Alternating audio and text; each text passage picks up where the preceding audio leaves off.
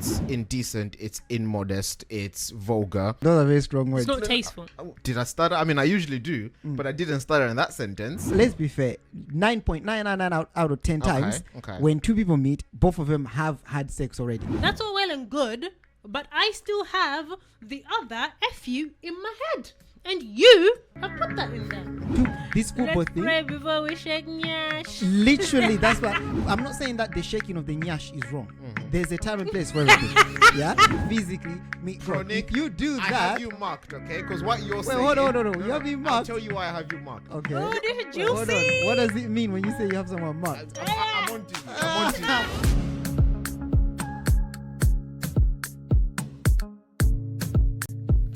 Ladies and gentlemen, welcome back to Offbeat POV. My name is Chin and I'm joined by my lovely co-host Fatsani and Pro Nick. And this is Offbeat POV, the show that I guess discusses modern culture and everything going on in our day and time right now from a Christian perspective or with Christian insight, with a Christian point of view. Offbeat POV. Wow.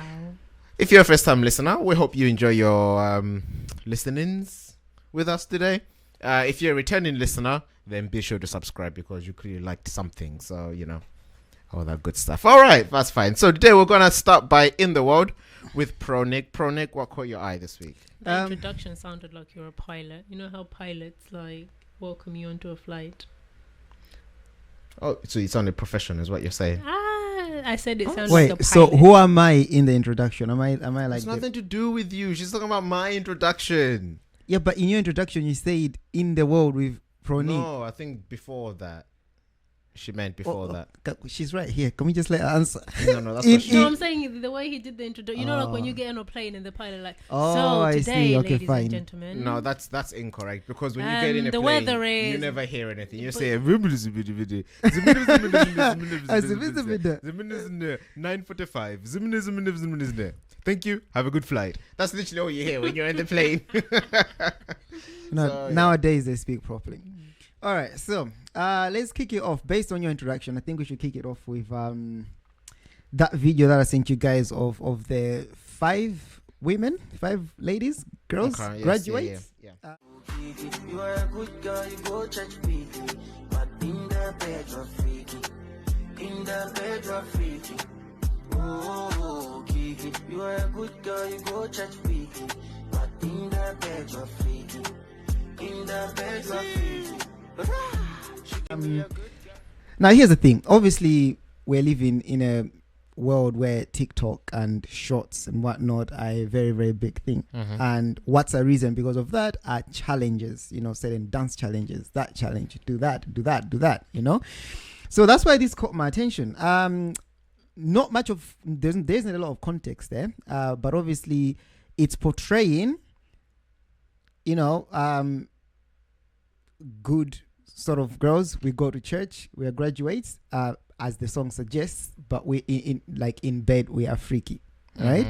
And obviously you see the transition, you know. So once again, obviously people were rushing at Christianity, saying that you'd never see this happen with Muslims. I know you guys don't like that comparison because you think Muslims are like too rigid and we should all be a little bit more kind and loving and accepting.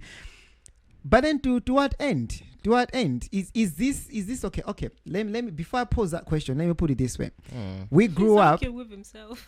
No. We grew up in fact, I'm gonna mix these two together. I'm gonna mix this one and the new F word. I'm gonna put them together. The new F word in the word church is forgive. I'm gonna say it again. The new F word in this church is forgive. Now that said, do me a favor, touch your neighbor and say F you. God, I wish Do you remember when we used to go to church? Time of Halloween, the church would do hallelujah, right? So there is this thing that we believers do where we look at something that's worldly and then Come up with a Christian version of that. So with the video that we are discussing right now, let me start there. Is this unacceptable? Which one are you referring to? The women that were the 5 women basically. Okay, fine. Is this an acceptable way by all Christian standard of Christianizing something, you know. And the reason why this caught my attention is because obviously we've spoken a lot on this podcast, right? And we've even talked about sex and things like that. We are all about being open and fluent. Let's talk about it. Yeah. Obviously, Christians do indulge in sex and so on and so forth. So that's not something that we should be scared to talk about. Okay, right? yes, So yeah. what The they fact have that you use the portrayed, word indulge. It says what Go on, they yeah. have portrayed, is this an acceptable thing that as Christians we can say, actually, yeah, there's nothing wrong with that? You know, is what I want to know. What are your opinions on the video that we've watched with all that being said? So what, with the analogy you used, what are they substituting? That's the bit I'm confused about, because in your analysis you're saying Christians, we like to take something, we see something worldly, and then we want to substitute it for something Want to Christianize it. So it. what in that video I'm a bit What has been confused as to what's Christianized? been Christianized. Christianized, yes. Christianized. Very Yeah, good yeah. question. So it may not, with this particular video, it may not necessarily be a Christianized version of things, but they have made a connection to the fact that yes, we go to church, yes, we are good girls, you know, but in bed we are also this, I think that's just which poor I judgment. think does again bring the conversation to the table, you know. So that's why I'm saying that. Are we celebrating this? Are we applauding we're this? Not Is this celebrating. okay? We're not celebrating If not, it. what's wrong with it? Because if you're proclaiming to, and this is the conversation we're always having, saying you're a Christian and being a Christian are two different things. Because when you're a Christian, your fruits will show forth your Christianity. And I don't think that video shows forth that. There's a difference in going to church and being a Christian. I think a lot of people go to church, but they don't realize they're not actually Christians. And if you want to make it's again that wanting to mix the word of God with worldly pleasure. It doesn't work. You have to be in the world but not of the world. That video is wanting to be in the world and of the world. Does that make sense? I don't even understand how this video is trying to be Christian. Because obviously the girls are saying they're Christians, they're good girls, they're graduates, they're proper girls. That's what the song says. Yeah, yeah. And, Obviously they've got they're- the church robes on as well, haven't they? And they were in the front of a video. church. yeah. Okay. If Justin Bieber shoots a music video in a church, does that mean he's Okay. Christian? But obviously that's But what their But that's pure what they're trying to intention, portray, yes, yeah, that's exactly what they're trying to portray. What are they trying to portray? We are I'm church missing girls. something We here. are church girls. Yes. But hold yeah. up, we're But- not boring because we can still get it on There in you bed. go. Okay, I'm confused. What's the question? Okay, running back. So, what are you asking? So, it's in the video. So, what are you asking? Okay, so two things. I'll start with the first one. What I'm asking Okay. is that understanding what the video is about. Yeah. First and foremost, what are your initial responses to that? Is that acceptable? Is that okay? Because let's remember, Acceptable obviously, way for in the Christendom, for no. okay, because let's remember, we are in a world that there's a lot of things going on, Yeah. right? And we are obviously, there are a lot of people of faith that have just converted or still young, growing up, and the conversation that will always be had is things that we can and cannot participate in. Yeah. Now, just to go off on what Fatsan was saying, if we're saying that, okay, first of all, you're saying that no, it's not okay. Why is it not okay? What is Because- it that they've done that is wrong about that video? That is different, for example, to, I don't know, another dance challenge that they might partake of. Because they're naked. It's indecent. It's immodest. It's vulgar. It's not.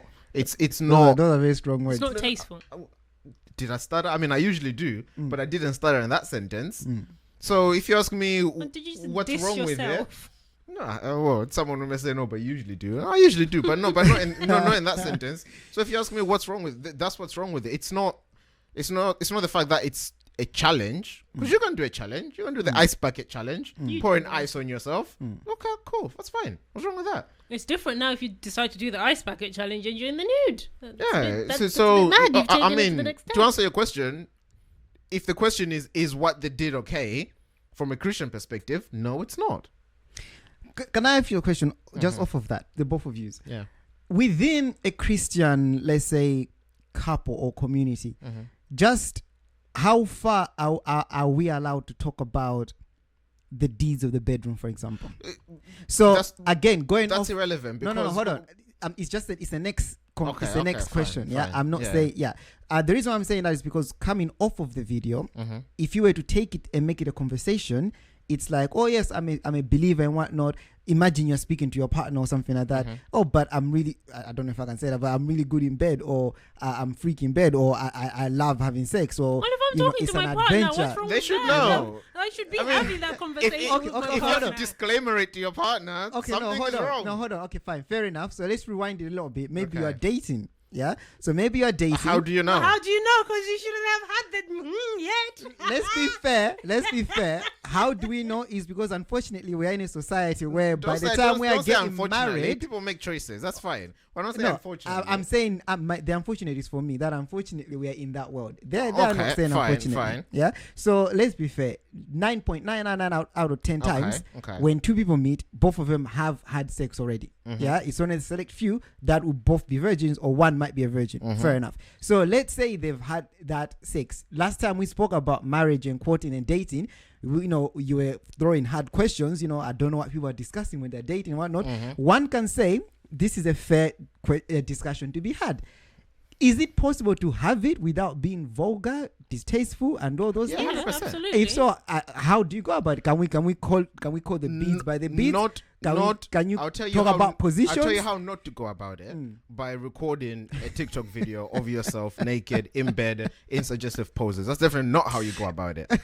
How do you go about it? I mean, if it's a conversation, you can have the conversation. Again, when it comes to dating, there's a lot of gray areas there. So I'll be like, okay, fine, let's pin that. But if you're talking about can you have an explicit conversation with your partner about your sex lives or whatever, why not? Oh, why not? In fact, because it's unholy. Some of the sentences are forming in my head. What's unholy? So It's coarse the joking act- or whatever the Bible who's says. joking? Oh, I'm just saying it's vulgar language. There's a term that the Bible uses. The act of sex is not vulgar. It's not immoral. It's not wrong. It's not disgusting. It's not unholy before God. Right? He created it. He knew what he was doing.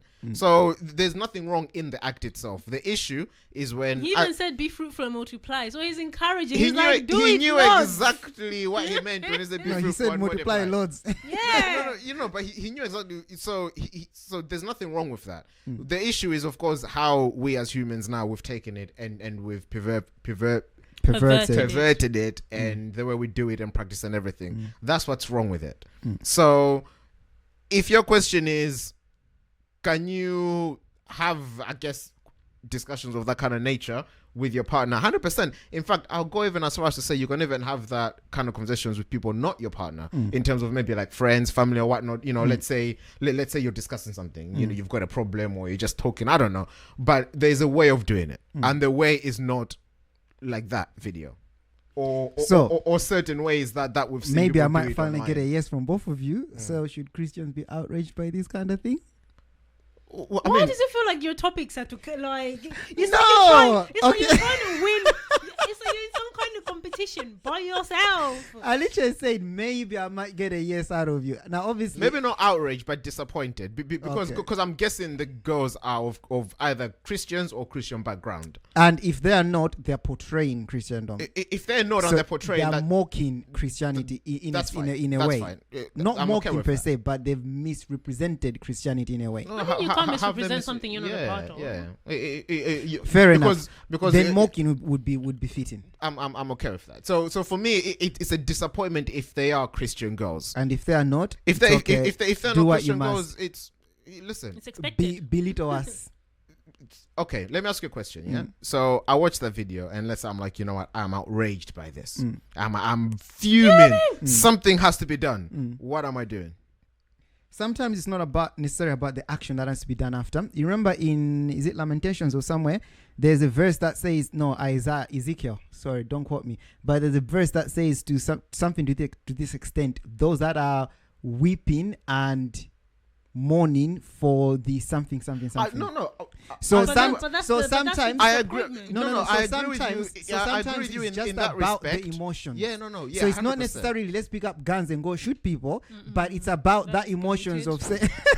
saying that, you know what, this should not be happening. I agree. I So agree. that's with what that. I mean. No, yeah. 100%. So when I say agree with that. outraged, 9 out of 10 times, that's what I mean. The one time, yes, it's gonna be about let's go march and protest. But 9 out of 10 times, I'm talking about should we be, should we have an emotional response that this should not be happening, But that's like what he's our saying, counterpart Muslims would. It's the disappointment, but I don't think it would ruin my day. Like I wouldn't go around with a heavy heart because of the video that I've just watched. It would be fine if you went around with a heavy heart because you're realizing just how far as a people we've fallen. So that's fine. I agree with that sentiment. But unfortunately, that's when Jesus says, "Blessed are the poor in spirit, for theirs is the kingdom. Blessed are those who mourn, for they shall be comforted." Right? So unfortunately, for Christians who are passionate about God and passionate about the word and really chase righteousness, these kind of things will weigh heavy on their spirit because it's like, man, we have fallen far from God.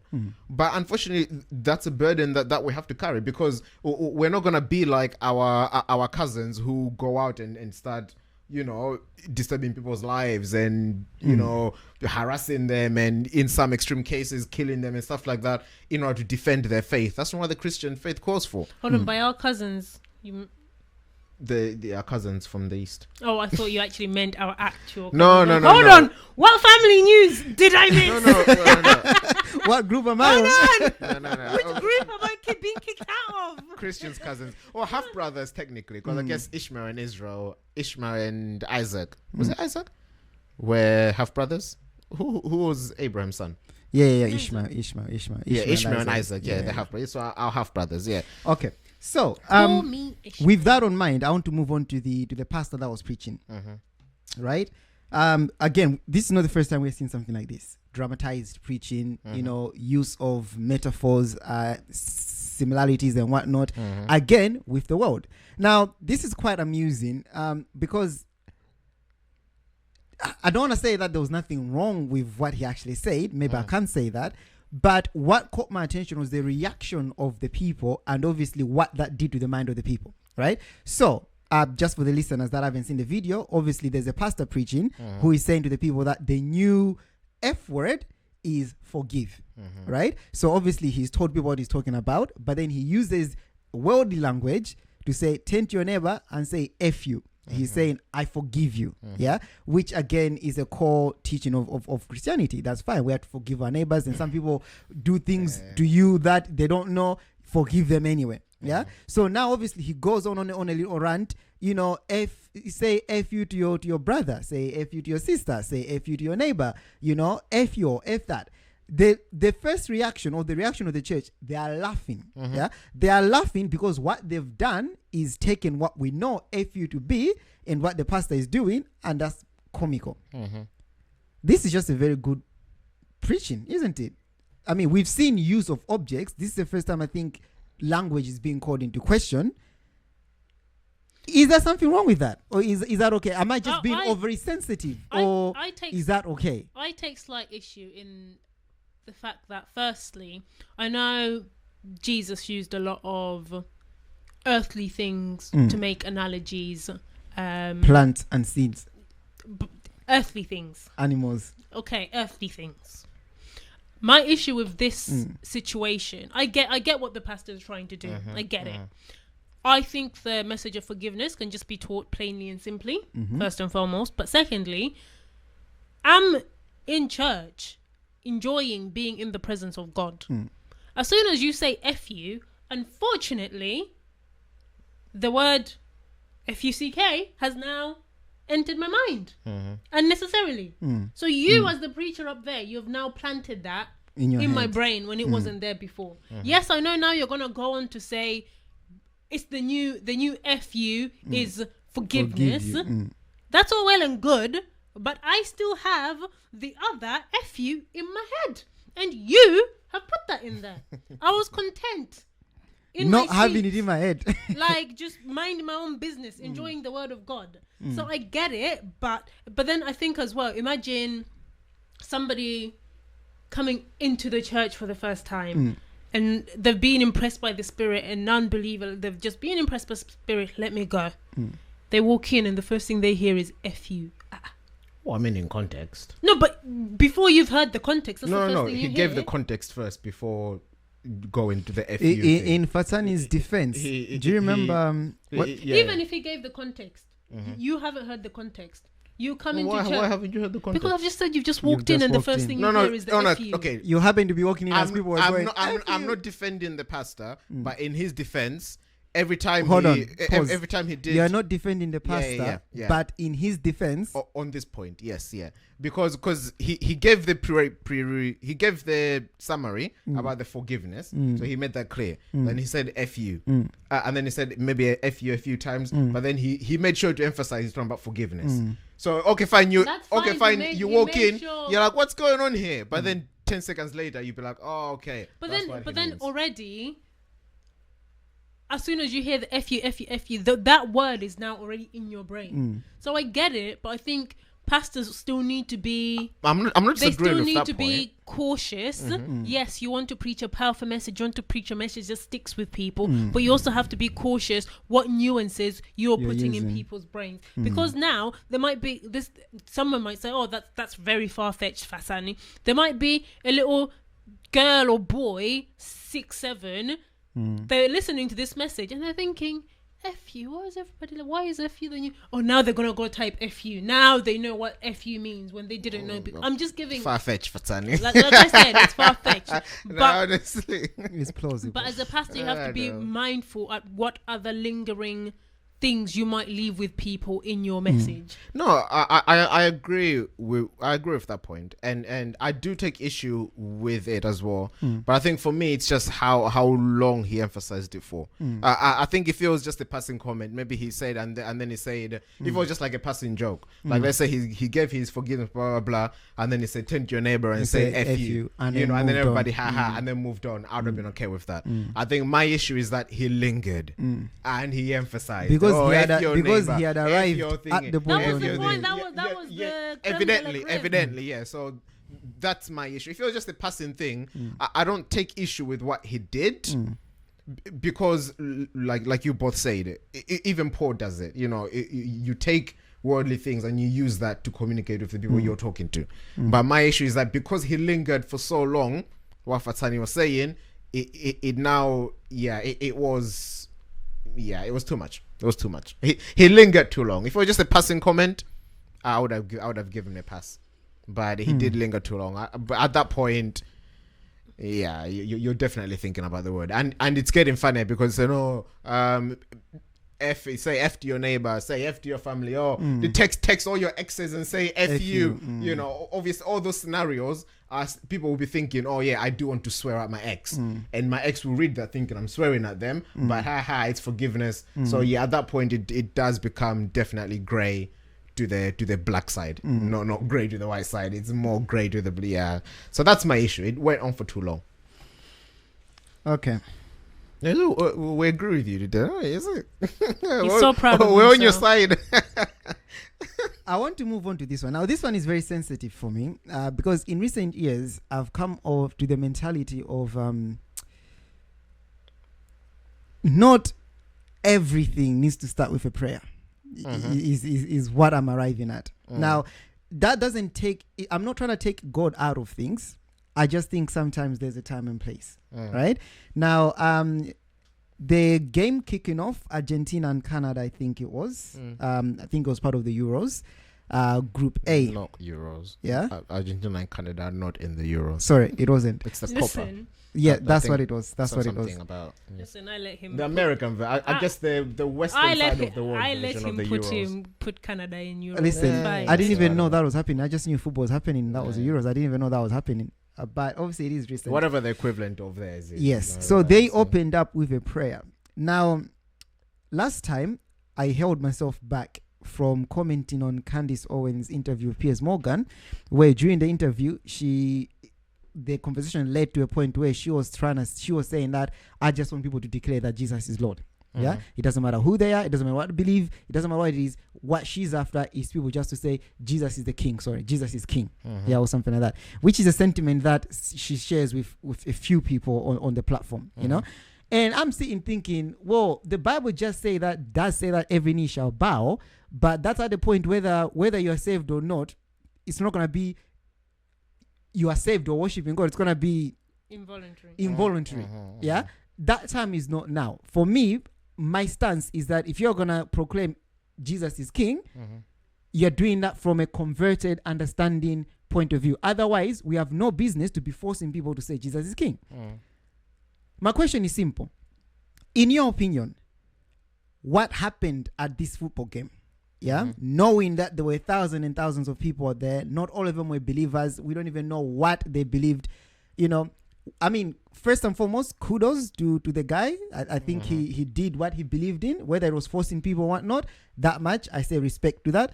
But my question is that right? Does that apply? Should we? How do I phrase this? Okay, let me help you out. Yes, go on. I hear your question and I raise you one. So I want to ask you. You raised me one. Yeah, because you seem offended, disturbed or uneasy about what happened. So I want to ask you, what's your uneasiness about? It's not okay. What happened? So for those who haven't caught on what's happening, basically before a football match, I don't know if it's an official or whatever, but someone pretty much says a prayer before the football match. Says, or was that the first time? Because that's the first time I've seen it. Reads a prayer. Oh, you mean says as in sorry everybody, go on. No, yeah. He pretty much says a prayer before the football game. I'm just asking God to be with the game, with the tournament, with everybody, and to bless everybody. Amen. So yeah, what's your hesitation with it? My hesitation is what I've already said. That I think with prayer, I think there is time and place. Yeah, I think the absence of prayer doesn't mean the absence of God, right? I feel, and I'm saying this because of parties as well. Yeah, this is where it's mainly coming from. Yeah, I've never agreed with that. But so birthday parties, wedding receptions, I don't know, hanging out or whatever. There's gonna be alcohol there, or maybe no alcohol, but there's gonna be music, dancing, people interacting, socializing, having a good time. People feel compelled, let's pray first. Yeah, I took this football thing. Let's pray before we shake nyash. Literally, that's what. Now, the thing is that it does annoy me as well because they literally pray, amen. I'm gonna give him a testimony. You see what I mean? Now, always here's the thing. Always I'm not saying that. I'm not saying that the shaking of the nyash is wrong. There's a time and place for everything. Yeah, people celebrated and danced in the Bible. Does that make sense? Yeah. Obviously, everything in moderation. Like what was happening at the birthday party here. That went way too far. You know what I'm talking about without going into too deep. Yeah. So everything in moderation. Let's dance. Let's celebrate. Let's enjoy. Yeah. But opening that such a thing with a prayer, for me, it's a mismatch. So that's where my reservation is. That's what rubs me off the wrong way. And at a football game, what if I was to tell you that maybe don't look at it as a prayer because there are no closing of eyes, there's no kneeling, and I know that's not how you pray, but I'm just saying that's typically when people say let's pray, that's typically what happens. Why don't you just look at it as an acknowledgement, dedication, a blessing? They're about to pray, Lord, be with us on this tournament, be with the players. Thank you very much for giving us this opportunity. All right, guys, let's have a good game. I don't know. That's my honest answer. I don't know. I would need to sit and mellow over that and see maybe with a new mind towards it. But think the thing is, just before you come into it, but it felt like a disconnect. It felt like it was forceful, and to be honest with you, it felt like sometimes prayer is like it's an intimate thing. Anyway, go on first, Sunny. Come in. Sorry, I've just got the greatest song in my head right now. What is it? Prayer is the key. Anyway, I do feel like sometimes when it comes to prayer, I don't know if people understand what prayer and praying is. My qualm with that has always been it's routine and habit. That's the yes. When you go to a lot of gatherings, yes. I don't think much thought is put into why are we starting with a prayer, why are we finishing with the prayer. It's the standard, it's the norm. If you're writing if you're writing a template for a program, the first two things people will put opening prayer, exactly, because it's standard practice. There's never any discernment as does this event call for an opening prayer and a closing prayer. But someone could argue you should. But always then obviously pray. Again, I suppose it's, and I think Chin picked up said something similar last week where people have different relationships with things like prayer. There are some people who feel the need, who are impressed or feel the need to pray for absolutely everything. They want a new handbag, they'll pray about it. They want new earrings, they'll pray about it. They want a new hairstyle, they'll pray about it. There are people like that. That's just how their relationship with God works. There are certain people who have an understanding with God that God will provide, but there might be those moments in life where they feel, you know what, let me get down on my knees, bow my head and pray and really have a conversation with God. I think it's a difficult one because can you really dictate to someone when they should and shouldn't pray? You can't. So again, it's down to people discerning when a situation calls for prayer and when a situation doesn't. I don't know if it would be right for us to say, yes, open this event with a prayer and don't open that one with a prayer, or close that event with a prayer and don't open that one with a prayer. But I do think people organising events do need to take that time to sit and think, actually, does this event call for this to happen, instead of it just being a blanket rule of... And for some people, it's just learnt behaviour. All you've ever known growing up is at any event you start with a prayer, you close with a prayer. You never question it. So that's all you've ever known. So the direct question I'm asking you, though, is after having said all that, you are now at the seat where you have to give your opinion. So what I'm asking you is, in your opinion, what happened at the football? Yeah, if you were the organizer, let me put it like that, are you starting with an opening prayer? Or do you, like me, think that's not the place to open with a prayer? Let people play football, let people enjoy, let people go home and praise God that, we've arrived home safely. Thank you. At a football game now. But then I suppose, let's say it was Christian schools coming together to compete. I'll be honest with you. I have no issue with. I have no issue with what he did. I understand what you're saying, and I agree with you about certain events, right? Especially things like weddings is a common one, right? Because for me, I think the church service is the time for the prayer, for the some blah blah blah. The reception, that's feasting and enjoying. I'm not saying there's no place for prayer, but for me there is a very big disconnect when it's literally amen and then the DJ drops booga low, right? For me, it knocks me a bit. At the football game, the reason I don't see an issue with it, because you made the point that not everyone in that stadium is a Christian, right? And for me, I applaud the official, whoever it was, for actually having the courage to do that, because that is not a normal thing in 2024 to go up in front of that many people and say, you know what, I'm going to profess my faith to you. This is what I believe should be the norm, and I'm given this position, I'm given this responsibility, this is how I'm going to choose to carry it out, because this is showing you what I believe in. I think props. I think that's a very big props. There may have been Christians in the audience who haven't got that kind of courage, and seeing an official like that doing that in front of that many people, they will leave encouraged. They'll be like, you know what, if a person of that position can declare his faith, you know what, I can do it in my office of 5 people. Honestly, I don't see an issue.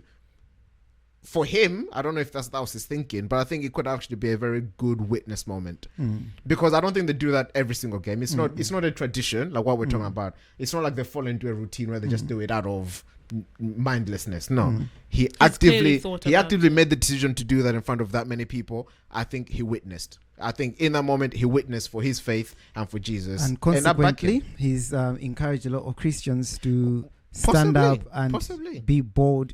Christians like me, maybe my issue is that maybe I'm just not comfortable with being open about my faith. It could be, it could, but honestly, it's one of those things, because it's like, for example, if they said, oh, you know what, Chin, we're having an award ceremony at work, we just want you to come and open up, just open up, introduce everything and blah blah blah. Me as a Christian, I'm thinking, okay, you know what, if I'm doing something, I'm always dedicated to God anyway. I'm always thinking, you know what, your will be done, right? And I go up on that stage and say, guys, we've gathered here, blah, blah, blah, blah, blah, let's thank God for giving us this opportunity. May his will be done this evening so that everything goes well. Guys, have a good evening. And like what you're saying, considering the evil that's happening in this world, it's a win for Christians. It's on such a big stage. It's definitely a bigger win than those girls doing the challenge. I'm trying to recall an event or a moment. I don't know if I was in a meeting or Mm. but I only remember the moment because it took me back a little bit. So I was either in a meeting face to face or virtually, but there was a lot of people. And the chair closed the meeting with, "Oh, have a good afternoon, everybody. God bless." And it took me back because I was like, "Whoa!" But then, in a sad way, the first thought in my mind was, "I wonder who's offended."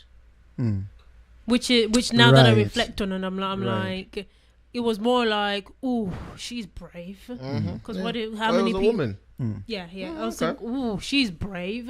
Which now that I reflect back, I'm like, that's not even No, but the position but you're we right. should No, take. But But that you're right. was She that is was brave. my Because that a lot was of my Christians first thought filter their language. to be like, whoa, she really trying to get fad. We're sorry. We feel like your language is inappropriate for work. Yeah. Not everybody believes in God, and you're out here To just be fair, shouting God, God, I have God. noticed that a lot of like older Yeah. older white people She was. do have that in their language because obviously they grew up in a time when the country was more Christian. A lot of people were going to church. You know, Christianity was part of the culture.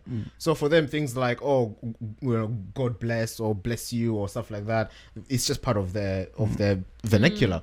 So when they're talking to you, okay, thank you, God bless. You know, it's whether it's from a Christian point of view or just from a learned language point of view, it's something they say. So me too, I started saying it. Okay, good, God bless or God willing. I say that a lot, and God willing. I'm I like, do yeah, say you know, God willing. God willing. No, I say God willing. I'm still trying to get out of my shell. Okay, fine. But I So suppose adding a question, and I'd be curious if we were to do a survey, how many people in our workplaces know that we're Christians? that's a good survey. I mean, my office knows because we've had the discussion about it. We've never had it. But- Actually, one or two people might know because again, we've had the discussion about it. Yeah. But I mean, I feel like for a lot of Christians, and this is me backing my Christians. I feel like for a lot of Christians, it should be that maybe they may not know you're a Christian, But something different. Yeah, about you. they'll be like, hey, but you know what? There's something about Johnny. So that if they are told, oh, you know, Johnny's a Christian, they'll be like, that yeah, makes you know what? sense. There was something about him. I think that's good enough. I don't think they have to know that. Oh, I'm a Christian. I go to church every Saturday, blah blah. But they have to at least be able to see a difference between you and the other people that are in that office or in that company or whatnot. If they don't see a difference, it's just Johnny is one of us, then that's a big question mark. Because to be fair, anyone can say I'm a Christian. It doesn't really mean anything. It's about deeds and actions. How and you come across. exactly. Yeah. Agree with So that. that's what I had today. If I have time for one bonus, there is a bonus. But you know that's all I had today. Okay. Well, I mean, we're staying in the world because there was a lot of things happening this week, and I was like, you know what? Let's talk about it. So we're staying in the world. So I guess before we go into my part of the world, what's your bonus? All right. Now it's a bit of a tricky one because my initial response was like, "Oh, this is not right," but then I read into it a bit more, and I was like, This is still not right. Maybe it makes sense." So it's what's in the news at the moment with the Hajj, I think, if I pronounce that correctly, the Muslim pilgrimage Right, that okay, happens in okay, Saudi fine. Arabia, Yeah. right? Hey. So I did a bit of reading. It's one of the 5 pillars of Muslims, and the command is that to everybody who is able, both physically and financially, should at least attend it once in their life. Yeah, so it's a big spiritual moment for Muslims, if I can say. They go there and they do a lot of stuff. Reading into it, I have come to realize that it's not just a matter of walking around. It is quite intense. It is quite tough, and essentially it's like equivalent of us maybe fasting for like, I don't know, 2 months or something. What else is involved besides the walking around? They walk around and then they have to shave their head on one of the days, and then they have to pray, and then there's a whole program. There are 18 steps that they have to do. Okay, fine, fair enough. No, it's okay. I don't want specific. I just wanted to Yeah. understand what else is involved. Okay, go Yeah, on. I had it here somewhere, but it's disappeared. Now, so obviously, I looked at the numbers, and you know, a lot of people attend. I think if the figures were correct that I was looking at, this time around, I think 1.8 million people attended, and 1.6 million of those people were people that traveled into Saudi Arabia, meaning that it was only 2 million that were actually locals, so to speak. Now, What maths did you just do? 1.8 1.0 1.8 attended 1.6 2 million people 200, whatever the number is. Listen, I was still trying to compute. I was like, I know I'm not good at math, but don't forget, I'm a student of Terence Howard. So our maps are different to yours because we use the flower of life. You see how to just carry on. Okay, so obviously this time around, 1.3 thousand people lost their life. Again, don't quote me on the figures, but you can search them out. Yeah. So that had me thinking. It's a bit of an unfair question, but I'm thinking this holy thing, you know. I suppose if Allah is gonna be anywhere physical, He's gonna be there. You know. How is it possible that people are losing their lives? So are we trying to say that when Jesus was on earth, no one died? Yeah. No. What I'm trying to say is that nobody died during the feast of, let's say, Pentecost, for example, or during the if we are going back in time before Jesus came, like what were the days? The Day of Atonement and things like that, the feast. It's like I'm seeing that to be a celebration. Okay, so imagine the way God spoke about the temple. Yeah, my name is here. My name dwells here. People are to come and so on and so forth. Now, people are going in the presence of God. If anything, that should be the height of spirituality, the closest to God you ever get. You know? I don't know about that. So it just piqued my interest. You know. So let's say somebody's in church and they die. Are we saying God isn't there? I wouldn't necessarily say God isn't there, but definitely it piques my interest. Yes, definitely a conversation will be had. They have a heart attack in church. Hang on. So what you're saying is that no one can die in the presence of God. If somebody dies in the presence of God, it's God. Questionable. No, not questionable. So I'm asking, why it's a topic of conversation. Because if you're gonna be in the presence of God, or however we're using that term, no, there's no safer place. Unless if you're gonna, God is unless still the life giver. Okay, do you remember that example? Do you remember? Okay, let me put it this way. Do you remember that example when Paul was preaching and some man fell asleep and fell from the top floor? Boom, broke his neck, and Paul rushed downstairs, healed the person, and life went on. That's the kind of thing that I have in mind in such a high-spirited event.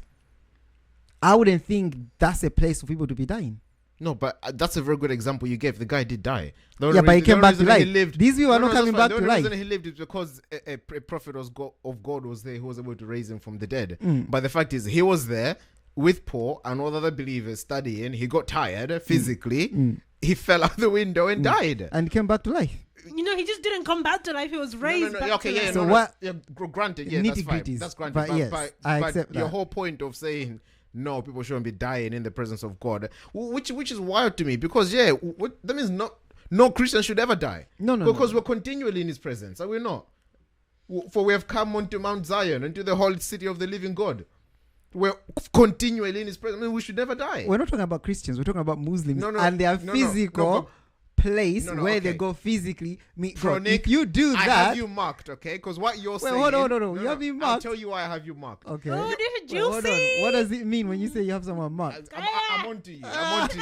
Because right, fine. I know what you're thinking. Let's because wait, hold on. What am I thinking? You're questioning that, and your bigger question is, God isn't really there. I know exactly what you're saying. You have an agenda. I know exactly what you're saying. Baby steps. Baby steps, but I am coming after the Muslims. Baby steps. But then your ultimate point is what I'm arguing against, because I don't think that's a fair, because we have to understand that physical death is nothing to God. God regards it as nothing. He doesn't blink. Because for Him it's not about the physical dying, it's about the spiritual. So, but then wouldn't you want to, like, in the strangest way, that is where I would want to die, because if that's where God is and it's the holiest place and I'm in the holiest state, God has chosen to take me in the holiest form possible. In the most brutal way possible. Dehydration, malnutrition, being stamped over by other so-called believers. Can I add to what you were saying? Such a cruel death. That's not martyrdom. No. That's just foolishness. Now, this is not me defending what's happening, and by no means I'm saying it's okay.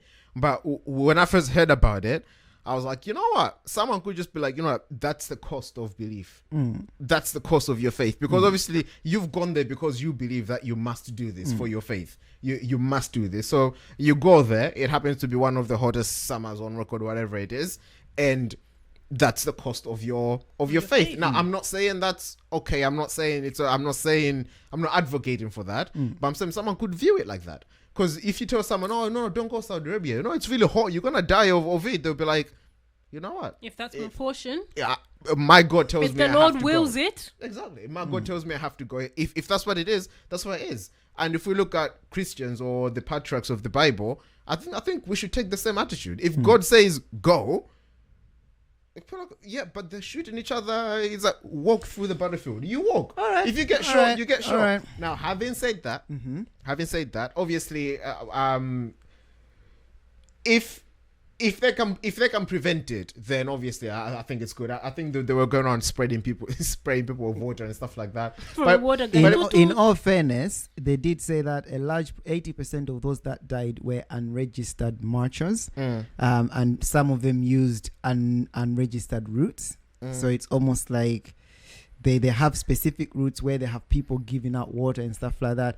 So this is why I was a little bit hesitant to bring it. Okay, so the ones that they weren't going. It's not necessarily a good one for me to get them, but it's a start. Who is them? Who is them? And why are they getting got? I'll tell you what. Do you know what? Though, if anyone's listening, I did have a solution for them, and see if this if this would take away from if anyone from the Muslim community is listening, they are definitely listening. or anyone with influence over their Hajj or whatever. Okay, now that and see if this for you would take away from, I guess, the sacredness of it. Yeah, because I was thinking, obviously it's out in the desert, right?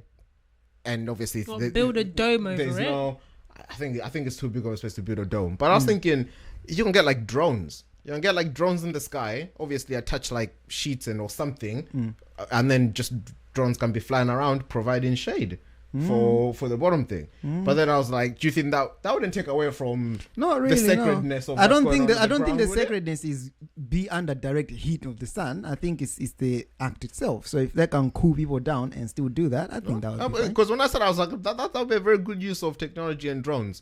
Because we have drones that can do that easily now. You just or the planes that drop water. But then that's just momentarily. I mean, I'm thinking of a long-term solution. No, you get several. It's over 6 days, you know. Anyway, Offbeat POV 1, Professor Nick 0 on the topic of Muslims. Hey. I'll see you back next week. Islam. But, Islam, sorry, the religion. Okie dokie. Okay, look, we have covered a lot. Shall we move on then? Just a Yes. couple more then, because like I said, there is a lot going on in the world today. Not just today, recently. In general. But there were a couple of things that caught my attention. I was like, you know what? Let me ask the group, see what they think. So sort of like two little ones, and then I guess we're gonna finish with something a bit more meaty, something a bit more substantial, right? But the first one, and this is because of you, Pronic, right? I don't know if you've heard, but the Pope has said it's okay to laugh at God. Wow. So he had a hay fever, jeez. So he had a summit or a conference or something where he had like 100 comedians. People like Chris Rock were there. I don't know if Ricky Gervais was there, but Stephen Merchant was there. I wonder where my invite was. If you guys were. I'm saying it's sat here. But he had a summit of like 100 comedians, and he was basically encouraging them, saying that, you know what, there's a lot going on in this world. Things are gloomy. There's a bunch of stuff. So comedians, you have a great power because you make people laugh. You know, you make people see the lighter side of things, etc. And in that address, he said, yeah, it's okay to laugh at God. In the same way that you have practical jokes and you laugh at your loved ones and your family members, it is okay to do so with God. Listen, do it. When you get smart, don't come in our direction. First joke, gone. Well, people make jokes about God and Christianity all the time. Even, some people who actually are anti-religion really go hard.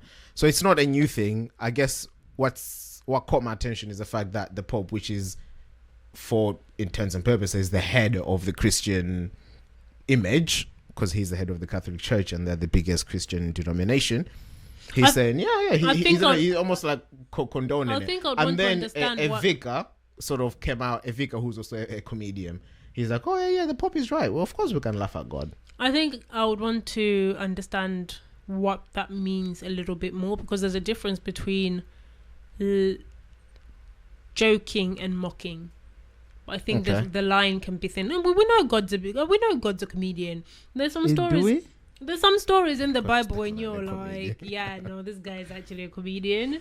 I think like in the taking comedy or seeing the humor in something doesn't necessarily make the author a comedian, does it?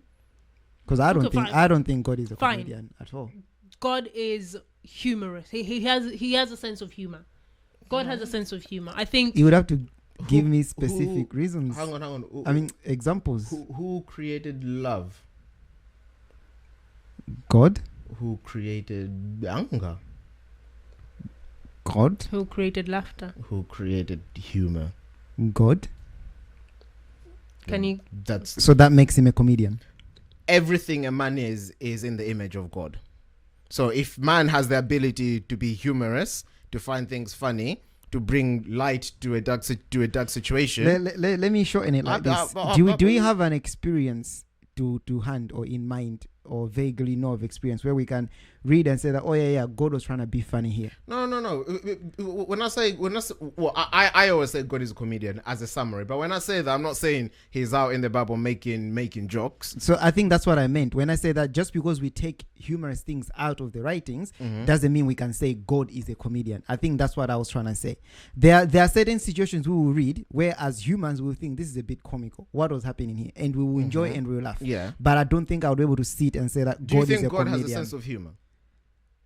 I don't know. I don't know. You see, yeah. I don't know. And I don't think so. That's where I don't know, and I don't think so. So you think God is just always serious? He finds no joy in anything. No. But finding joy. Okay, you gotta be okay. No, okay. Maybe the issue is when we use the term comedian, we are going based on the introduction you just given. A bunch of comedians, people that stand up and make people laugh. Yeah? Take the meat out of things, whatever. Create something to rub our funny bones and things like that. Yeah. So that's the definition that I'm having. So that's why I'm saying that I cannot put that's not the definition I gave though. I didn't say God is a stand-up comedian. No, but you say God is a comedian. No, I'm just speaking to that effect. I said I usually utter that as a summary because obviously let's say we're just talking whatever, but like God is a comedian, but obviously I don't mean he's a stand-up comedian. What I mean when I say that is that God has a sense of humor. God has the ability to have a sense of humor. Or to look at the lighter side of things. I don't disagree with that at the moment, but then my next question would be, where have we observed that before? Is there something we are seeing? Okay, so let me put it this way. There are so many times he says that I take pleasure and whatever. Yeah, we can see the joyous part of God. We can see the anger part of God. We can see the angry part of the compassionate, kind, joyous. These are all things that we can see.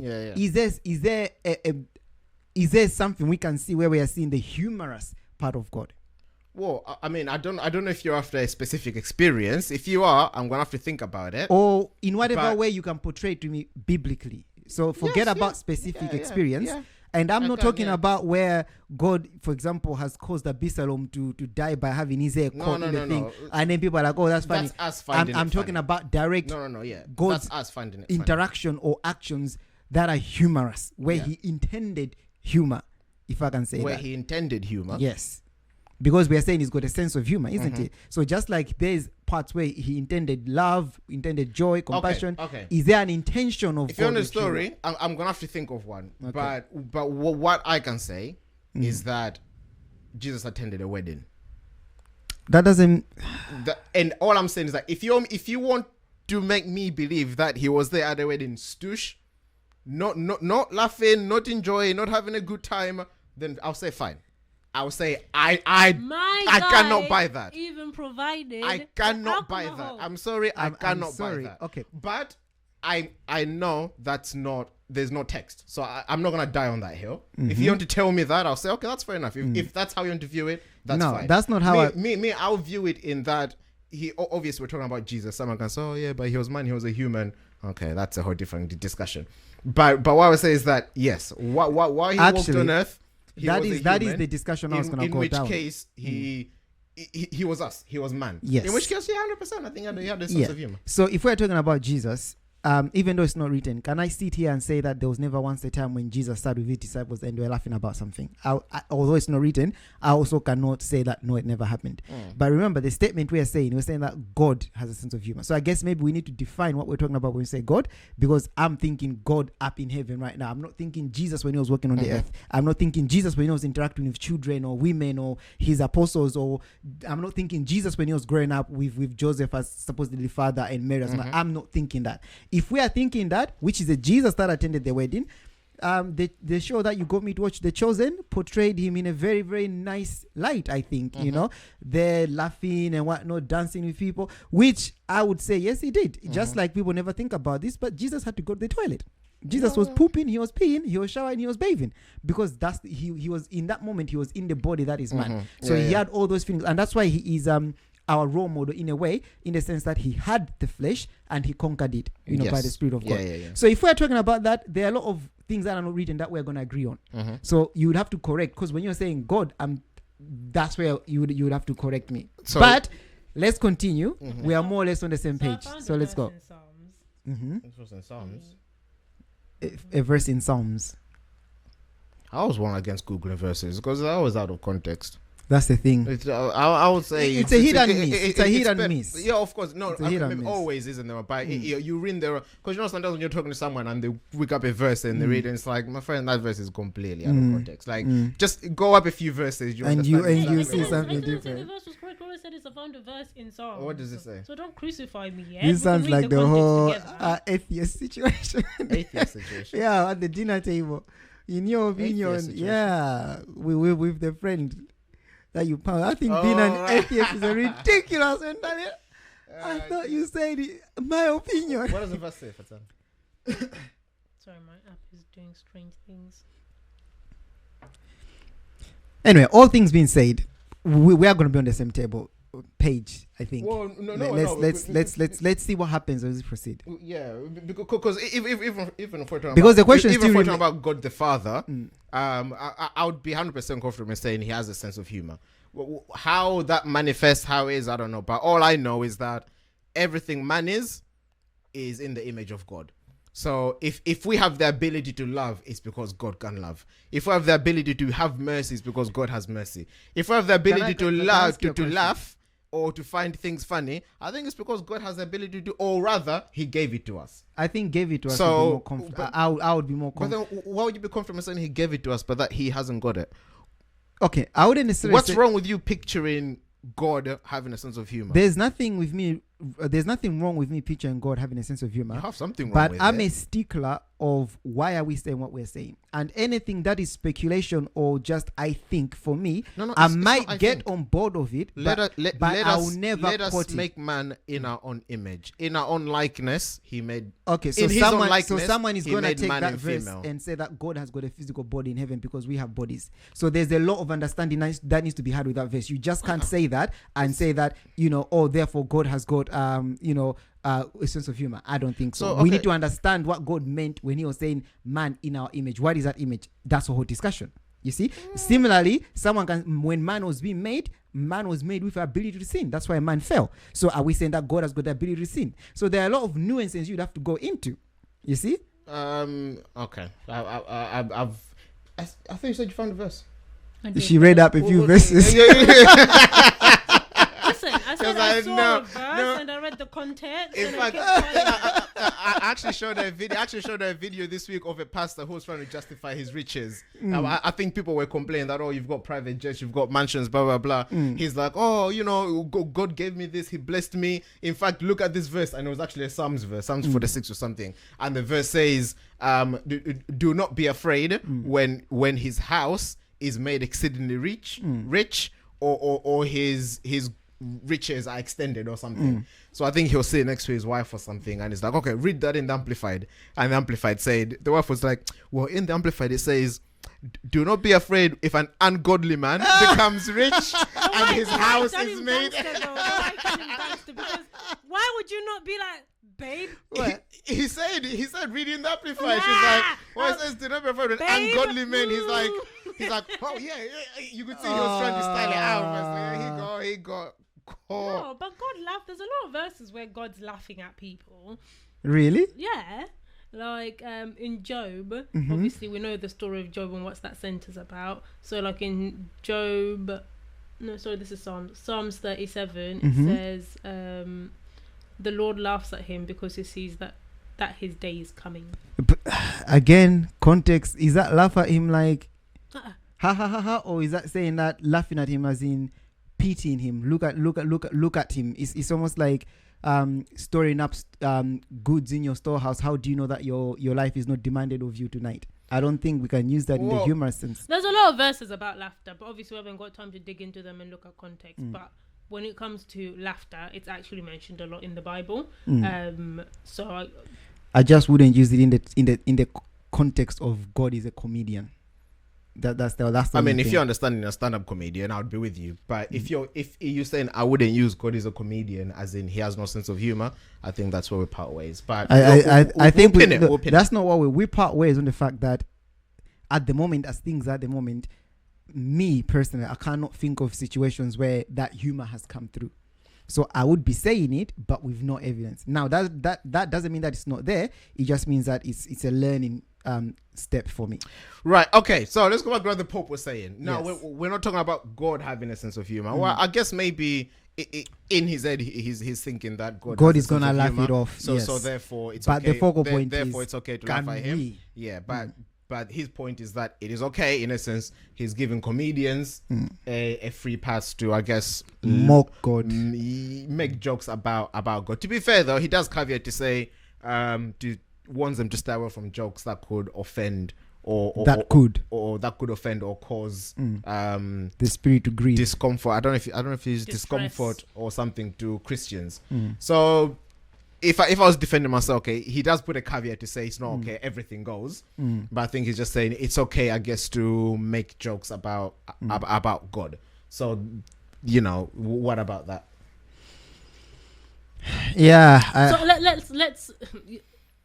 I'm gonna put it like this because I'm guessing the issue here is we're saying we're taking colloquial comedians and giving them the power to make jokes from a not that they needed our Christian, approval. but well, they are given the power in the context of this conversation. Whereas sometimes you go to church and the preacher is hella funny. They've taken a message from the Bible, a story from the Bible, and they're dissecting it in a way that's quite comical. But quite the jokes humorous. are not about God because they probably say it's okay to laugh at God. So usually if you're like preaching or telling a story or whatever, it's usually the people. Let's be honest, the people in the Bible are comical, right? There's some funny characters in there, but it's not usually laughing at God or what God is doing. It's usually laughing at the situation, what's happening, etc. But I don't really know a situation that will call for laughing at God. Well, evidently, whatever it is, the Pope says it's okay. No, be careful laughing at God. I think it's different laughing with God, but at him is, I would say that's a shaky area. How do you even laugh with God? That's like, how do you know what his sense of humor is? Okay. Whatever is wholesome and funny, who'll find funny. Let me start here. Can believers sit around a fire and talk about certain biblical experiences and find the funny bone in there or dramatize it in a certain way and laugh in a harmonious way, spiritual way, having a good time? I think so, yes. Yeah. However, I think there's a big difference between that and making God the butt of the joke. Okay. Yeah. And for me, that goes down into, okay, let's be frank. Let's be straight. Mocking each other or joking about each other, making each other the butt of the jokes. 9 out of 10 times, it's in a banterful way. It's still, what's the word? Derogating.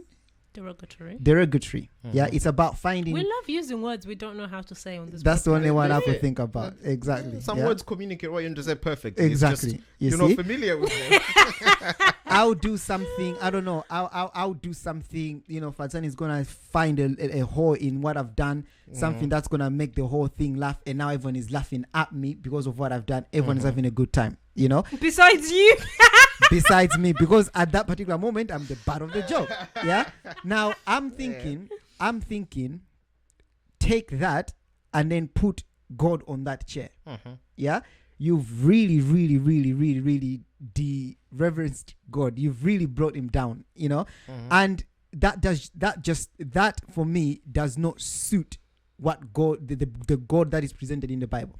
Right now, yes, there are verses like where he's our friend, he's our brother, and so on and so forth. You know, father, maybe. Father, sorry, yeah, Father. You know, Jesus is presented as a fellow brethren and brother, and so on and so forth. For me, it almost feels like how you'd communicate with, let's say, a royal, for example. Yeah, I get invited to the royal palace. You know, I'm gonna have a good time with the prince or whoever. We're gonna eat, we're gonna talk, but there's still gonna be reverence. Ideally, but the way that you would interact with King Charles wouldn't be the same way that Harry would interact with King Charles. But King Charles is still the king. But it's relationship based, isn't it? But it's Harry's father, and the way he's gonna interact with the king will still be different to how we do it. In the modern days, yes. In the olden days, it was the same for everybody. No. There's, I mean, as long as there's a relationship there, a father-son relationship will still be different to a peasant king, subordinate, or fair even enough. like a servant Fair in enough. the house. Fair Like enough. And I think I see where you want to go with that, but my point still remains. I'm just answering what you're saying, because your whole point is like it's like interacting with the king. So it's the mocking and the laughing, the making of the butt of the jokes that I'm trying to bring about as to what it means to laugh at God. Yeah, what it means to make God the butt of the joke. I want to ask you something, because from what you're saying, I'm understanding you to be putting a separation between God and us, and I understand why you're doing that, right? Because you're saying God is there, we are here, because obviously he's God, he's a consuming fire, he's the creator of everything. We are here, but can someone say, yes, that's absolutely right, but the Bible is telling us that actually no, we are here with God, like God is actually bringing us in, and he's saying, yes, I am the consuming fire, but come on, you're fine. Actually, but then it's like what you're doing is that you're keeping that distance, saying no. He's a consuming fire. Be careful. Don't do anything. He's a consuming fire. No, which I wouldn't disagree with, but I just want to clarify: is that the picture you're painting? No, that's not the picture I'm painting. The picture I'm painting is that, let's remember, in the New Testament, it actually does say that we have not come to a mountain of fire and so on and so forth, but we have come to the mountain of the Lord of just men made right. Yeah, Hebrews. So there isn't even that, oh, he's gonna burn us kind of thing. No, but in that spirit. Yes, he's bringing us into his bosom, but we are not equal to God. We are not God. We are not above God. No, 100%. Yeah. So we don't think you know what I'm saying. So there is still reverence to be given to God. He is still the creator. However close we're gonna get, however one we're gonna get, he is still the creator. Can I advocate for anybody? And this is why I'm always trying to get moments where I'm gonna get the voice to be like, yeah, we're outraged with that. You know, I'm picking up situations that are happening in the world to be like, is this okay? What do you see what they're doing to God? Are you not content with our level of outrage for the world? Not really. There's more to come. Because it's like you're like disappointed in the both of us. I know you have more in you, Fatan. I believe in you. Pull it out of you. You see, because it's almost like it's almost like that. It's almost like a David thing. Who is this Philistine who is saying this against our God? You see what I mean? Yeah. So even us on the inside, I there's no situation I'm seeing where I advocate for. Let's mock God. Let's take the meek out, because that's what we're not laughing. That's what it is. Let's take the meek out of God and laugh about it. Ha ha ha ha, and it's okay. I wanted to say, as you're giving your introduction, the Pope isn't exactly the best moral standard to put for anything, really. He's allowing gays to marry. Like, is he? Yeah, is he not? You're telling us. Don't we have gay bishops now and gay priests and gay marriages? And I don't think they're Catholic. Yeah, I think the Catholic Church is still against. I'll have to double check that, but I think the Catholic Church is still against. Which Catholic? The same Catholic Church that I know with the Pope. Yeah, I don't think I so. said I think I'll have to double check, but I think so. There's other like Anglicans and whatnot who have bought Do they into also it. have pops? Not the Pope's a Catholic church. Oh, okay, fine. Anyway, so that's my initial stance on the matter. Wow. Yeah, that's I just can't. I can't I can advocate for believers laughing and joking in the presence of God. Let's be joyful, let's be merry, let's be fruitful, let's enjoy being, in the presence of God. Let's enjoy each other's company.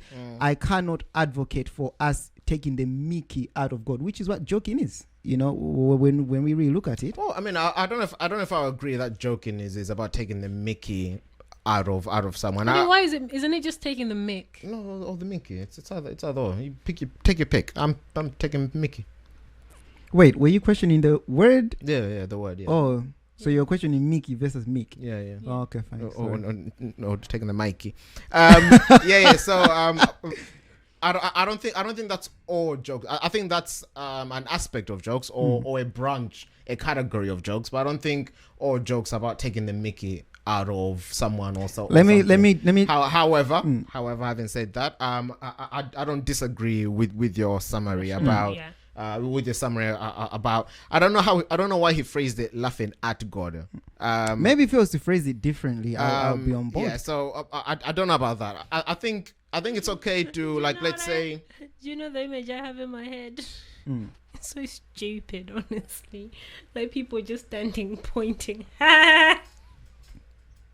Yeah, that is. Do you remember there was a guy that pointed at somebody they shouldn't have pointed at, and their arm never retracted? Yeah, it was a prophet or something. Or was it in the wilderness? I can't remember. All I'm saying is that if you stand there, or something. No, it was someone's quote. I think it was a king. But yeah. So I do think it's different to like hot pause. What? Sorry, go on. Yeah. I do think it's different, like making jokes about let's say biblical things, making jokes about or maybe like Christianity as a religion or as a lifestyle or as a practice and stuff like that. I think I follow a Christian meme page on Facebook, and so some of them are really funny. Some of them are really funny. They're really clever. Some of them I'm like, I'm not sure about this, but I think that's the thing with jokes, isn't it? They're very subjective. It's your taste, yeah. There are some. Not on this page, but on other pages, there's some that are just outright like no, like no. Like how South Park represents Jesus sometimes. How do they represent Jesus? You'd have to remember the episodes. I don't remember them. I just know that South Park, Family Guy, Simpsons, these are all shows that have depicted. No, but what are you looking at me for? But yeah. But I mean, for me, I don't regard those because then they're not believers. So anything that comes from the world. Enough. You said, I look and I'm like that's not on, that's not on, but then I move on because I know God is going to deal with them, right? The judgment belongs to the Lord. Ooh, but we're talking about the Christendom, I guess, yeah. So there's some jokes I'm like, no, that's too far. That's not funny at all. But then, yeah, I think Christians do need to lighten up a bit. I think we are too light. I'm sorry. Muslims need to lighten up a bit. Christians are nothing but light. No, you can't just throw them into everything. Christians are light. No. Christians are light. See, the issue with you, Pro Nick, is that you look at casual Christians and you hold them to the bar of proper Christians. Okay, fine. I'll accept that. I don't regard casual Christians as Christians. As So anyone who's claiming to be a Christian, but by their fruits, it's clear that they're not. For me, you're not a Christian. You're wearing the cloak, but you're not attending the. I was gonna say the sciences. Wow. I don't know about cloak. Like science, like But that's called cloak. But yeah. So for me, I don't regard those as Christians. I regard them as wolves in sheep's clothing. And for me, it's like this is clear. And I feel like every Christian should be able to spot those and be like, yeah, no, those are not Christians. But I'm talking about the pastor selling land in heaven. honestly. Hang on, but I mean, they're Christians. They're doing what they believe. Yeah, but where are you getting that from?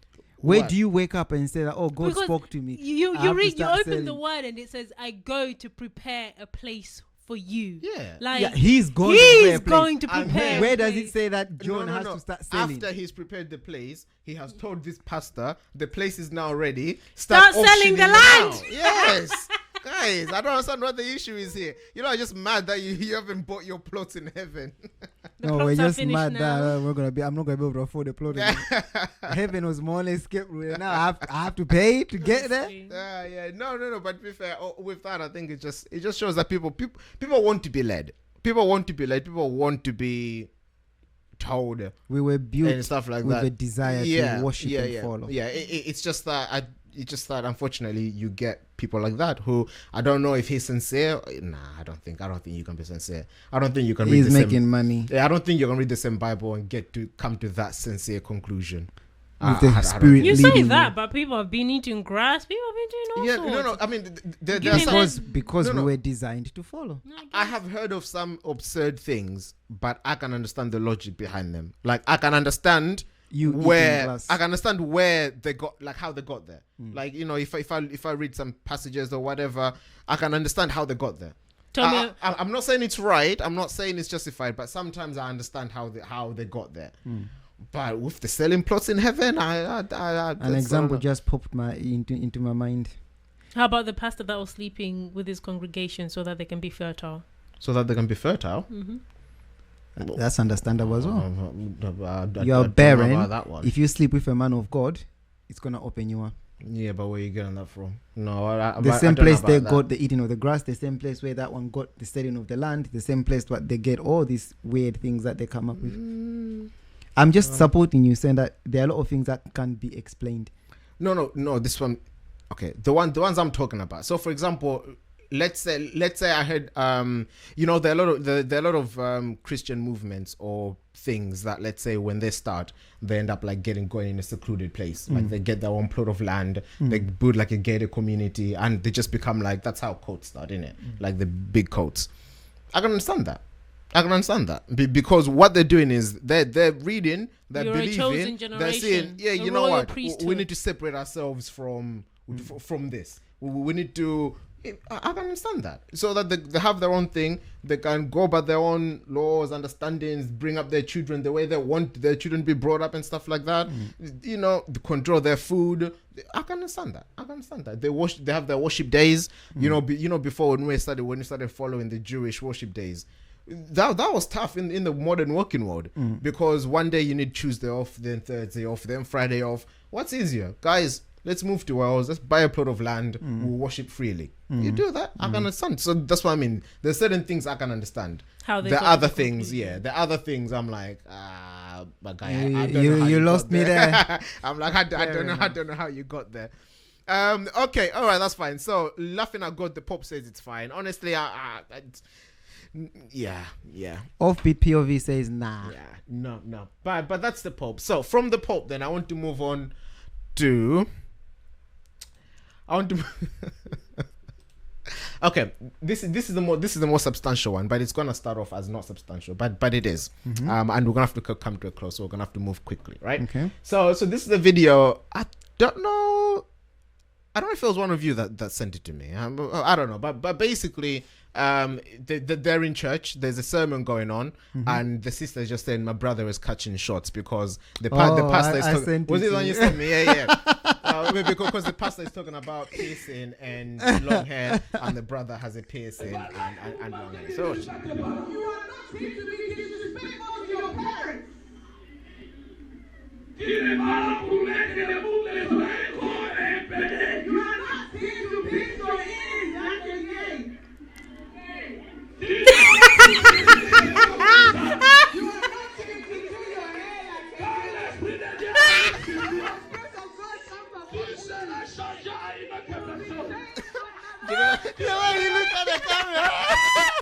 Now the sister's rude. Because Do you know what made me one of the comments saying getting roasted in 2 languages is crazy. Literally. I laughed at that, but you know what? That really got me thinking. And something that's actually quite relevant on this table, 2/3 of this table. Actually. You have to go there. It got me thinking about Corinthians 11. right? And I don't know if you remember. So it pours on about the head coverings and everything, and etc. etc. Right? So obviously, it's talking about how the woman should not be praying with her hair uncovered because it is disgraceful, and the man should not be praying with his hair covered because that's disgraceful. And then he puts the comparison about because the woman came from the man and not man from the woman. The man has Christ as the head, the woman has the man as the head, etc. etc. So I was going to read the whole passage, but because time is going, I'm just going to get to the point. So obviously in the same passage he says that 13, judge for yourselves. Okay. Is it proper for a wife to pray to God with her head uncovered? Does not nature itself teach you that if a man wears long hair, it is a disgrace for him? But if a woman has long hair, it is her glory. For her hair is given to her for a covering. That's 1 Corinthians 11, 13 and 14. So my question was, how long is long hair? Because obviously you're gonna start snipping. We obviously, yeah. I mean, on this table we all have locks. Well, listen, this is glory. I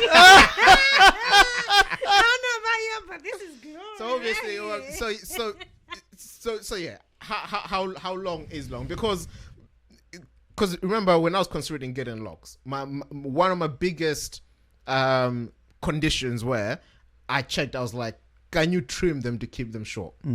Because and in the back of my head it was because of this verse. Obviously we know it from when we were young and stuff like that, and so it stuck with me. But then one of my thing was because I never envisioned myself having locks like down here, you know, like how people let them grow, whatever.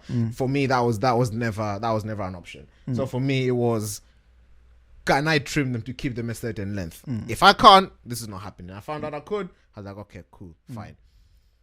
So then how long is long hair, and does this verse still apply? If it does, how long is long hair? Why would the verse not apply? So you could argue culture, you could argue context, you could explain a lot of things. I can't tell you how long hair is. Would I say you guys' hair is long hair for a man? I personally don't think so. I think at the point where you need to start using hair bands, and I know you use hair bands. That's not what I mean. You're looking at me, that's not what I mean. At the point where you have to start using hair bands, not for fashion, but because you brought it home today. Because you have no other choice. I think that's definitely, you've passed the threshold of. Why would you use bands? Because you have no other choice. Because it's too long, so it needs to be folded. Yeah. Right. Okay. Sometimes you put your hair, you use a hairband because it's a fashion choice, but sometimes you got to use a hairband because you have to. That's just the length of your hair. Okay, fine. Gotcha. I don't know. I think hair length is fine. Bro, Nick, what do you think? I'm not gonna lie to you. Since you're the one of the two affected. I'm not gonna lie to you. I don't know. I don't know how long is long hair. As for the verse, do I believe it stands? I'll say two things. First thing would be yes. I still believe the verse stands. Secondly, I would say though that culture would need to be taken into account. And by saying that, the first thing that came to my mind was Absalom. Yeah, obviously his hair was hella long, extremely long, and I no longer know who Israel is. I don't know if they are black people. I don't know if they're white people. so now I don't know. So I can't tell you what long is, but for me personally, what I can say is, when you find yourself having women mannerisms, there's something wrong. What are women? You know, and I'm talking about I don't know. I think there's but you can do that with your length hair right now. Yeah, then there's an issue there. If you want to move it out of your way, you can. Yeah, you can why am I doing that? Move it out. No, come on. I would say there's an issue there. So, to be, I don't know what long is, but the verse does stand. I think the verse does stand in what it says. And what I like about that as well is because even if you take it into different cultures, there's still discernment. There's still application there. Because what I'm trying to say is that, okay, let's say to the further side of Africa, for example, where women are naturally bald. Yeah, like they like having their hairs short. That's not naturally bolder than it used to be bold. Okay, yeah, Culturally culturally bald. Yeah, for example, I don't think I can then take this verse and then say that, oh no, women, you're supposed to be growing your hair, that kind of thing. But then within that culture, this verse could still apply. Does that make sense? I mean, if it's common for women to keep their hair short, how would it apply? What I'm saying is that it could apply in the sense that there will be certain things that are women based and certain things that are male based, for example. Okay, when it comes to hair, or just when it comes to the hair, yeah. 'Cause what it I sounds feel like like you you're can copy. Yeah, I'm waffling a lot here. You know, Yeah. I should have stopped after I answered the question, but yeah, it still stands. It still stands. I don't think we can omit, especially for me. Once it's in the New Testament, I'm already like, okay, fine. Because the biggest thing that you can do with the Old Testament is application, innit? Application. He was talking to the Jews. He was talking to the Jews. I'm not a Jew. You can do that in the New Testament as well, because not necessarily, because the New Testament, you can. Gentiles were present. So what he said is what he said. No, but in terms of, obviously the letters were written to certain people, so like the Corinthians or the Colossians or the Ephesians. So there were churches in a physical location that had physical, geographical, and cultural things happening. So for example, when Paul is addressing something that's happening in Corinthians, someone could argue, oh no, this is what's happening in Corinthians at that time. This is why Paul said this. Yes. However, I'm not saying that stands, because okay, fine, Paul was saying it to this church because of what was happening, but then does that principle still stand? Exactly. And 9 times out of 10, the answer is yes. And So the thing is, okay, it's like being lukewarm. Like that's something that obviously a lot of people reference. That was specifically to Laodicea to say you are lukewarm, God will spew you out. But obviously we can apply that as we don't want to be lukewarm Christians. Exactly. The principle still stands. We're So not you- in Laodicea right so now. in a way, Principle yeah. still stands. So in a way, it is still speaking directly to you, because you can't say, oh, I'm not part of Laodicea, so I can be lukewarm. No. You see what I mean? So that's what I mean. So yeah. So it's like, I don't want to go into this. It's just an example, yeah. But you know, in one of the churches, when Paul is talking about how women should keep silent in churches, or or keep silent in churches, I ask your questions to your husband at home or whatever, right? I've heard a few pastors dive into that, and they explained what was happening in that society at that time. I can't remember. It was ages ago when it piqued my interest. I'm no longer interested in that particular aspect of it. But they explained, obviously for them, they were explaining why it's not a copy and paste, as in women in church should just be silent, full stop. Or obviously, and I agreed with what they were saying. Obviously, it's different to say, let's make them pastors, let's make them deacons, whatever. That's you can discount that from several other passages in the Bible about the whole pastors, deacons, whatever. But the verse, because Pastor says women should keep silent, they explained that they went into context, and I was like, oh, you know what, I understand that. I get that. And I understand why that was relevant in that context. Therefore, I wouldn't take that verse, go in a church and preach, women shut up, because I don't know. But then I don't know about that. No, it's the same But, thing.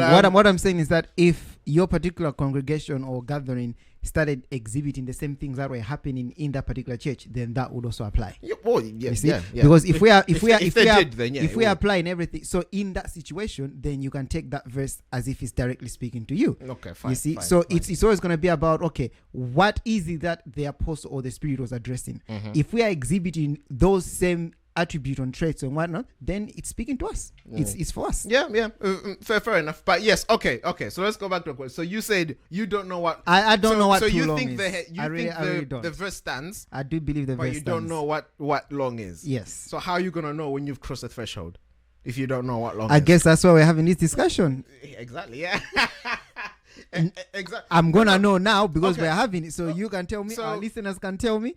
Maybe they can say cut the Locs all together. I'll think about it. So the reason why I guess it piqued my interest is because we are going into a phase now where I guess a lot of Christian men or believers are starting to keep longer hair, grow In the form of Locs, actually. Even if it's not locked, even if it's just like an afro or stuff or something like that.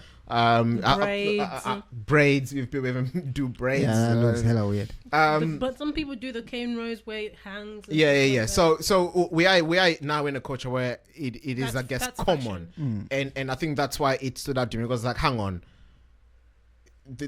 I guess there is still a threshold here that I guess men have to be aware of, or those that claim to be believers, because there is a point where we can say it gets too long, and If you're it finding becomes a yourself disgrace. with long hair and drinking like this, there's an issue there. What's wrong with you and this You know, mannerisms? They're not say- connected. It's I'll- got nothing to do I'll with set it. I'll set a threshold. I think if your hair goes past the back of your hairline, that's too long. Mine is my personal one, and I think it's commonly accepted. But I think long for me is anything close to the shoulders and below. So for example, if my hair was like here, I would be cusping the threshold, which is why I never wanted to get here. You know, That's what I'm thing. saying. If it's here, But no, I feel like here is.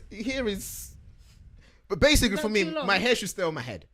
If as soon as it starts leaving my head, I'm like, okay, Probably we you're are. cutting it close. This one here needs a trim.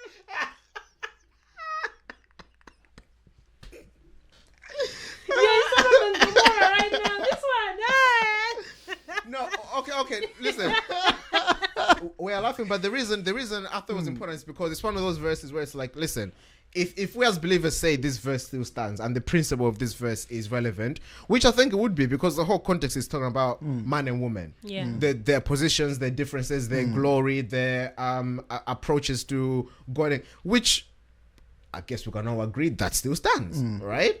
Christ is the head of man is the head of is the head of woman, but both come from Christ and in Christ. You know, the I love this passage. It lays out nicely. It shows the differences between men and women, but clearly shows that The unity. no man can take this to say, okay, I am Lord over you, because it says, hang on. Woman came from man, but every man comes from woman.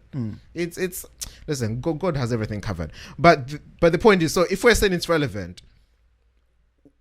we need to at least understand at which point it becomes relevant, because I think we need to because ask the otherwise, society. because otherwise we'll just What be we're out saying and what here we're doing. praying in disgrace. You know, praying, oh yeah, blah, blah, blah. God is looking at you like, So, bruh. I guess Okay, so flipping it hold on, is, hold on. Should women be having short hair? Should we be doing the big chop and this, that, and the other? Well, That's the other Bible says context. that if a woman wants to pray with her head uncovered, it's better she cuts her hair. But if she cuts her hair, she's in essence disgracing herself. Okay, so or destroying her glory. so still on that point then, does the covering of the woman whilst praying, covering her head, does that also still apply then? I think so. Yeah. So if women are praying in whatever context, wherever they are, without their covering their heads, then they're basically disgracing. Yeah.